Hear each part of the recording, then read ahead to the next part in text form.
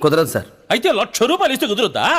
కుదరదని చెప్పింది డబ్బు తక్కువని కాదు. అయితే ఏందో మీ ఇంటికి వచ్చి మీ మేనకోడలికి మూడొచ్చినప్పుడు నేర్పించడం. ఏందబ్బాయి ఓ ఏం తమాషా పడుతుంటావే? ఒళ్ళు ఎట్టా ఉంది? అమ్మ పాలు తాగిన వాణ్ణి కదా, స్ట్రాంగ్ గా ఉంది. అంటే మేము అమ్మ పాలు తాగలా గాడిద పాలు తాగినావా? తాగిన మీకే తెలియాలి. తాగింది గాడిద పాలో అడ్డగాడిద పాలో. రేయ్ కాలి గజ్జ గట్టి బృహన్నలలాగా తైతక్కలాడుకునేవాడి ఏమి నీకెంత పొగురా? కాలి గజ్జ కట్టే ఆడే నాట్యాచారుండే కాదు, కన్నెర్ర చేస్తే శివతాండవం చేసే పరమేశ్వరుణ్ణి కూడా. నా మేనగోడలు నాట్యం నేర్చుకోవడం తప్ప? తప్పు కాదు, కానీ నాట్యం అంటే మీ ఇంటికి వచ్చి ఒళ్ళు పట్టడం కాదు. కళ్ళు మూసుకుని కనేది కళ, కళ్ళతో అభినయించేది కళ.